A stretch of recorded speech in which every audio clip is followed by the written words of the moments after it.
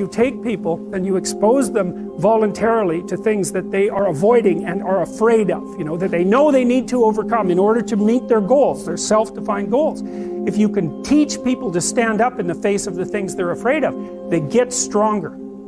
And you don't know what the upper limits to that are, because you might ask yourself, like, if for 10 years, if you didn't avoid doing what you knew you needed to do, by your own definitions, right, within the value structure that you've created, to the degree that you've done that, what would you be like? Well, there are remarkable people who come into the world from time to time, and there are people who do find out over decades-long periods what they could be like if they were who they were, if they spoke their being forward. And they get stronger and stronger and stronger, and we don't know the limits to that. We do not know the limits to that. And so you could say, well, in part, perhaps the reason that you're suffering unbearably can be left at your feet, because you're not everything you could be, and you know it. And of course, that's a terrible thing to admit, and it's a terrible thing to consider, but there's real promise in it, right? Because it means that perhaps there's another way that you could look at the world, and another way that you could act in the world, so what it would reflect back to you would be much better than what it reflects back to you now. Life is a fight for territory, and once you stop fighting for what you want, what you don't want will automatically take over. And so it's a fight, it's a challenge in life every day.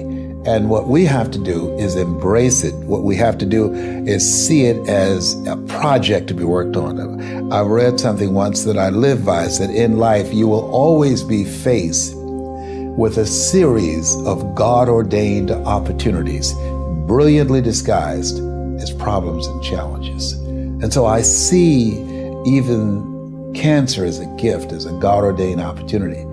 A life without pain is a life without challenge, and a life without challenge is a life without growth. So not only do I embrace the challenge, embrace the pain associated with challenge and growth, but I even look forward to it in many regards. Some people think I'm strange, but sometimes I even ask for it. Send me a challenge, God, that you think should rid the world of pain. I invoke, please, give me some challenges here, because I need to be tested. I need to be stronger. I need to grow in my resolve with whatever weakness is in my character. Pain is a beautiful thing. Challenge is what life is about. A life without challenge, a life without pain is a life without growth. And where there is no growth, there is stale, stagnant energy. And that's where most people live. Because most people's lives are designed around treading a path that is void of challenge. The minute they recognize challenge or pain, they move the other way. This is a primal instinct and normal and natural, but a weak perspective. Most people are bored if you ask them, what do you think about your life? Same old, same shit, different day, things of this nature. That's because they're living their lives in a lie that is shrouded in comfort. It doesn't exist. They're not challenged, they're not growing, they're bored, and they're better off dead.